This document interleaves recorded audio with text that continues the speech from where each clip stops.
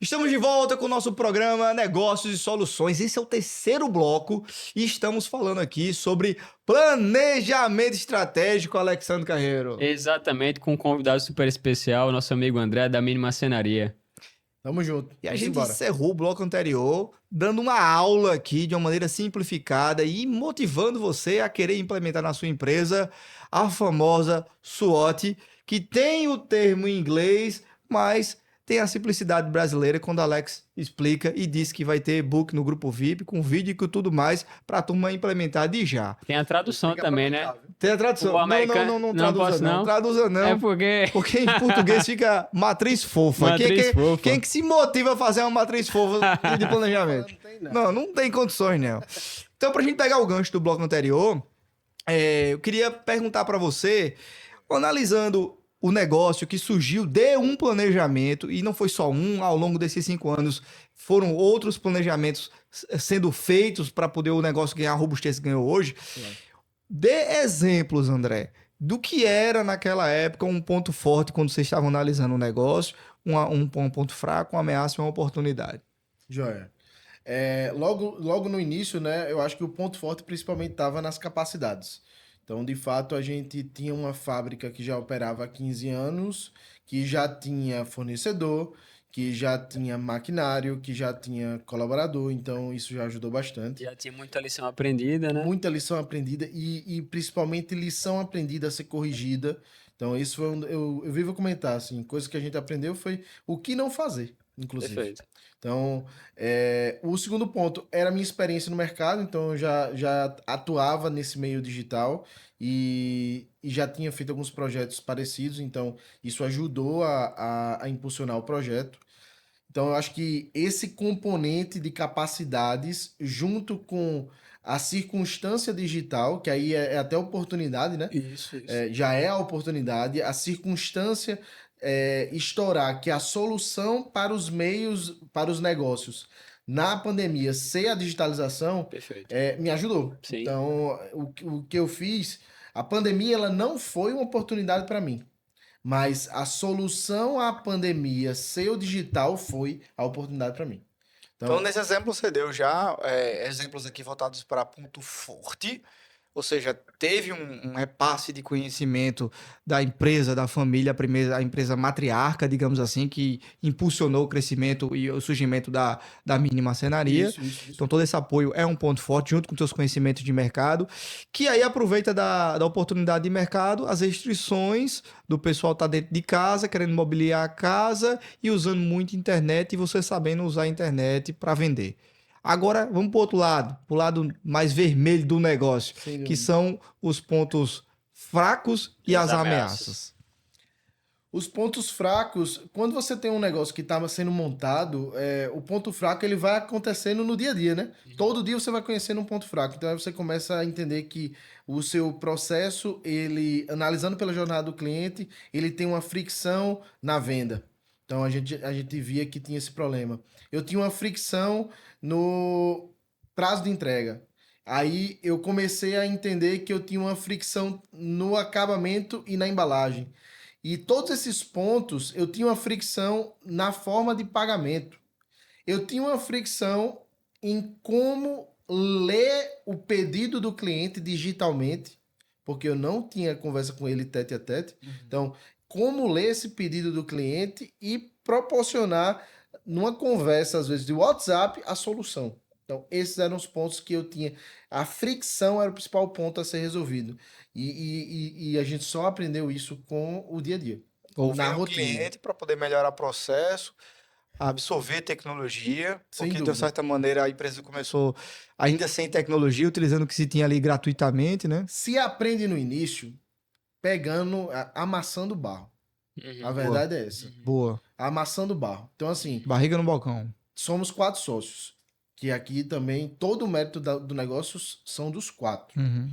Perfeito. Eu, minha esposa, Raíssa, que começa a ideia lá atrás, Sérgio Neto, que é meu cunhado, e hoje é a pessoa, diretor de compras, apoia na produção, tem todo o maquinário, fica sob responsabilidade dele, que é uma parte muito importante da indústria.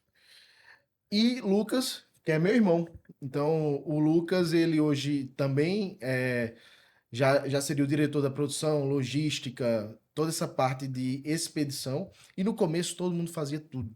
Eu digo para vocês, o meu irmão ele vendia e meu cunhado entregava ao mesmo tempo que carregava o caminhão para entregar o pedido ao cliente.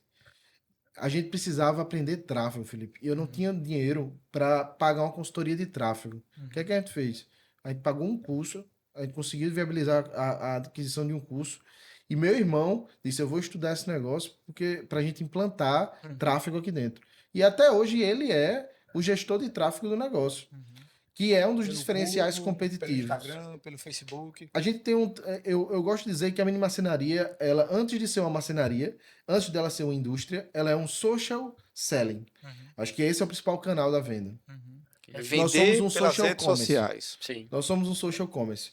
Nascemos como social commerce e nos identificamos como isso. Então, diante disso, lhe cortando, você já diz uma ameaça.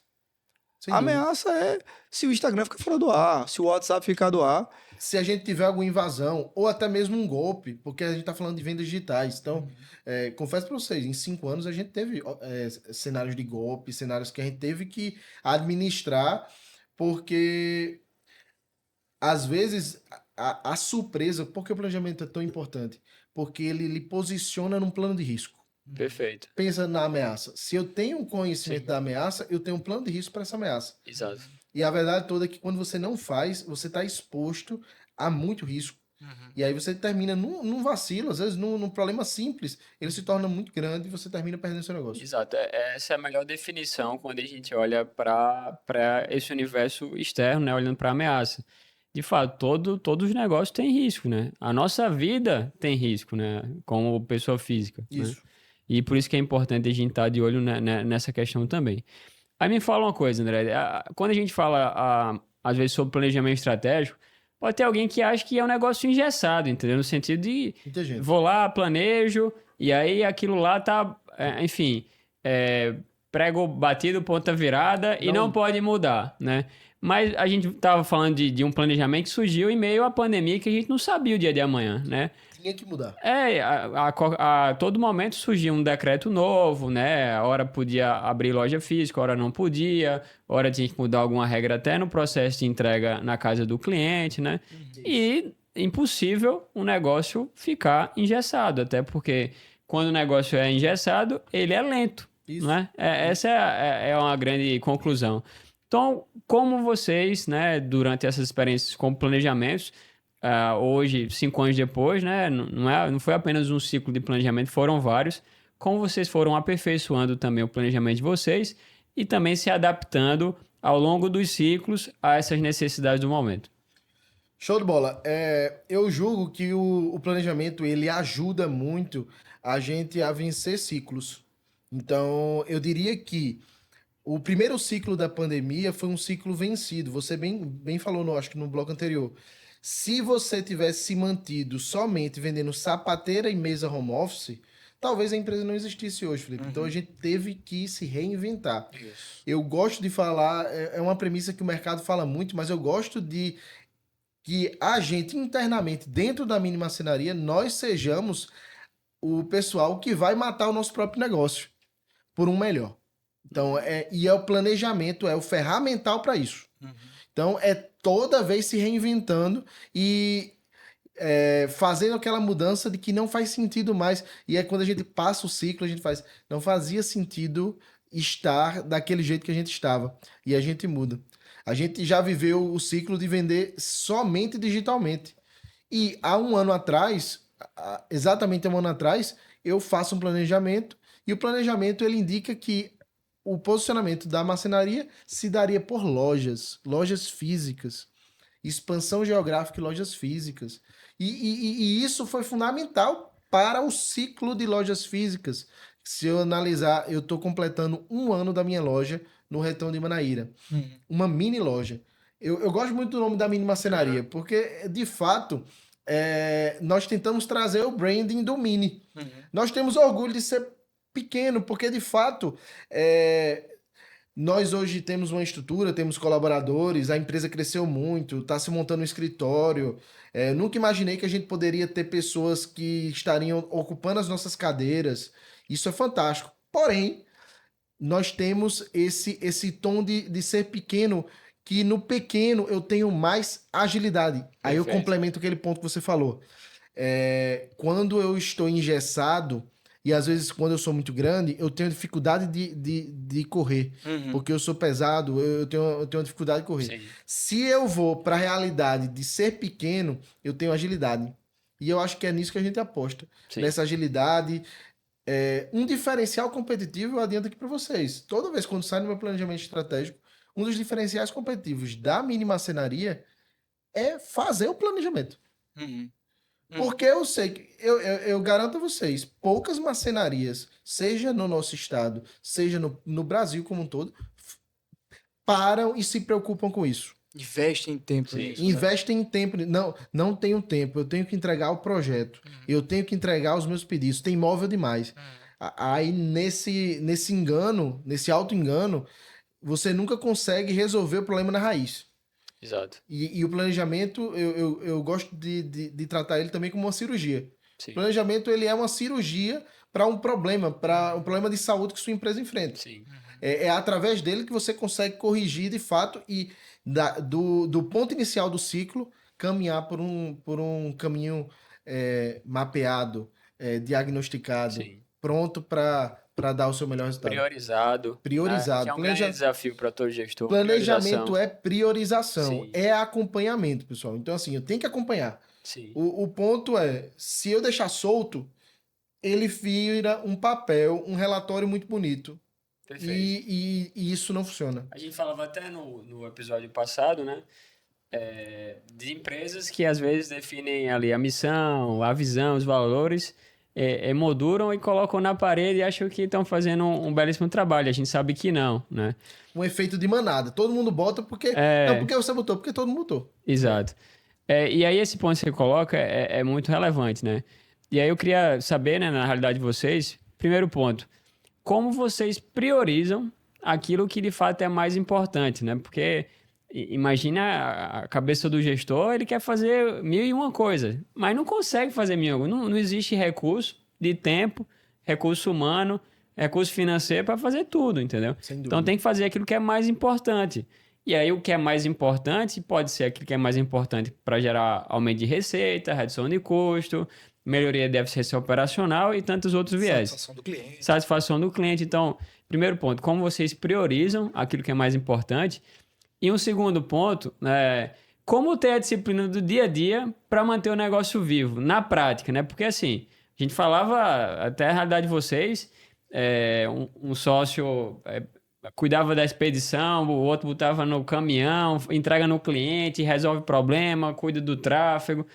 É atribuição demais para os sócios. E tem gestores que não têm sócio, né? Que atua sozinho no negócio, muitas vezes com seus funcionários ali, ou até empresas que só tem uma pessoa que é o próprio fundador, presidente, colaborador, o equipe, né? Que a gente brinca.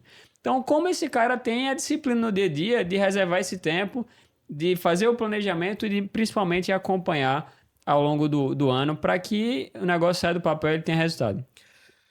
A priorização, de fato, é o que dita o sucesso do negócio. Então, primeiro ponto, a priorização ela está dentro do planejamento. Então, esse é um primeiro ponto. E a gente utiliza alguns ferramentais para isso. Eu gosto de utilizar 2 ferramentais.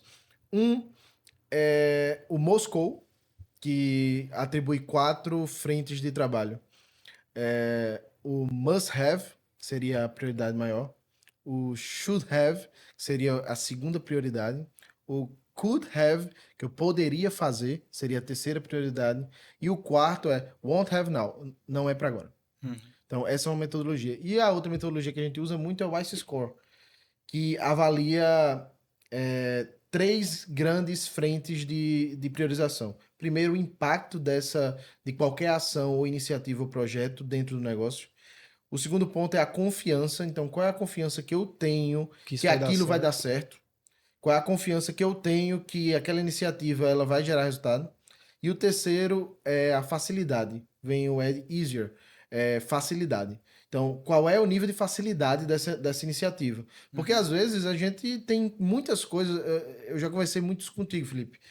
A questão dos quick wins seria os ganhos rápidos. Estão às vezes à nossa frente, com facilidade, com alto impacto, com uma confiança altíssima que vai dar certo, e a gente, às vezes, por não fazer um planejamento ou não priorizar, a gente não consegue Deixa enxergar. escorrer pelas Não mãos. consegue enxergar. E esse é o ponto. E sobre o acompanhamento no dia a dia. Sim. É um exercício que você precisa criar cerimônia. Então você tem que criar cerimônia para fazer os checkpoints. O que é cerimônia? Cerimônia é uma reunião, simplesmente, onde você sai fazendo checkpoints de acompanhamento. Então, peraí, só um minutinho. Você tá lá na gestão da empresa, Isso. acompanhando a operação, mas você tem que separar os dois papéis. O papel do cara que tá lá na operação e o papel que o cara que tá levando a empresa pro futuro. Porque muitas vezes a turma tá só na operação e por isso que não existe um timoreiro guiando o planejamento. Então, o que você está dizendo é que, ó, que existe, você tem que colocar dentro da sua rotina reuniões para que você exerça o papel de timoreiro, de gestor, o guardião que faz com que aquele tempo investido no planejamento não for um tempo em vão. E, sobretudo, eu vejo que não necessariamente eu tenho pessoas que estão no operacional ou pessoas que estão no estratégico. O que eu conduzo, que eu até falei mais cedo, precisa amassar barro no começo. Então é o cara do operacional que vai tocar o estratégico. Isso. No começo tem que ser Você assim. tem que dividir o tempo para isso. E é esse mesmo cara. Então, com a gente aconteceu dessa forma. Nosso corporativo foram os 4 sócios. Mas a nossa operação também eram os 4 sócios, claro, com apoio na fabricação dos móveis. Então, de algum modo, a gente precisa ter esse trabalho de dosar e analisar o tempo. Eu preciso deixar dedicado uma reunião específica. Talvez eu não consiga ter reunião todo dia, mas eu preciso minimamente ter uma reunião a cada semana, a cada 15 dias. Acho que esse é o principal ponto. Perfeito. Perfeito. Pois é, o papo tá bom demais, mas a gente precisa finalizar esse episódio. Cara, André, maravilhoso ter aqui você com a gente. Vamos trazer André novamente aqui. Já ele tá fixo aqui. Tem muita Já. história pra gente contar ainda aqui, né, André? Maravilha, não, com certeza. Acho que a gente já tocou muitos projetos juntos e foi um prazer estar aqui. Eu agradeço o convite de vocês, agradeço a oportunidade de estar falando de mini marcenaria.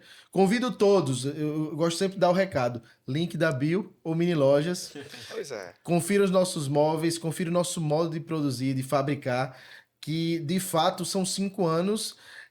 Hoje eu conversava com a equipe, são 5 anos que a gente não está olhando tanto para a gente está olhando para as relações humanas que a gente teve com os nossos clientes, com os nossos colaboradores. Então, um agradecimento ao time como um todo, agradecimento a vocês por ter esse convite e essa oportunidade de falar de mini, A gente gosta de dizer sempre uma frase que eu concluo aqui, assim: o nome da empresa é Mini, mas o sonho é gigante. Muito bem, negócios e soluções pelo Sistema Norte e também aqui pelo YouTube, onde você compartilha, curte, comenta e participa disso tudo. E, logicamente, você que ficou com um gostinho de quero mais, desse papo gostoso, com a inteligência de André aplicada ao negócio dele, com todos os conselhos e ferramentais que Alex traz aqui pra gente, nós podemos dar continuidade a tudo isso. Aonde, Alexandre Carreira? No nosso grupo VIP, pessoal, lá no WhatsApp. Escaneia agora, né? Mais uma vez, dou essa dica. Olha para a tela, pega o celular do bolso, abre a câmera do celular, aponta aí para a tela, seja para a TV ou para o computador, e não perde tempo. Participe conosco lá, estaremos todos juntos. Você vai ter acesso também a esses presentes, né? Que a cada episódio nós estamos lançando, que é sempre uma metodologia, uma ferramenta, né? Que, se utilizada no seu dia a dia, com certeza vai dar bom resultado. Afinal de contas, não são metodologias criadas hoje, né? São metodologias que já são utilizadas pelas maiores empresas do mundo e também pelas menores de mais sucesso que a gente vê por aí. Quanto custa isso, Alex? Não custa nada, custa o teu tempo de entrar no grupo VIP. É isso, pessoal. É isso. Lá no grupo VIP vai estar André, vai estar o ferramental dos episódios anteriores, desse episódio. Estaremos lá para tirar dúvidas, tudo isso em prol do propósito desse programa, que é fazer com que essas soluções se transformem em realidade para o teu negócio. Então a gente agradece a tua audiência, a tua paciência, o teu apoio aqui. Agradecemos também ao Sistema Norte, que está levando esse programa para muitos estados do Nordeste. E a gente se encontra em breve no próximo Negócios e Soluções.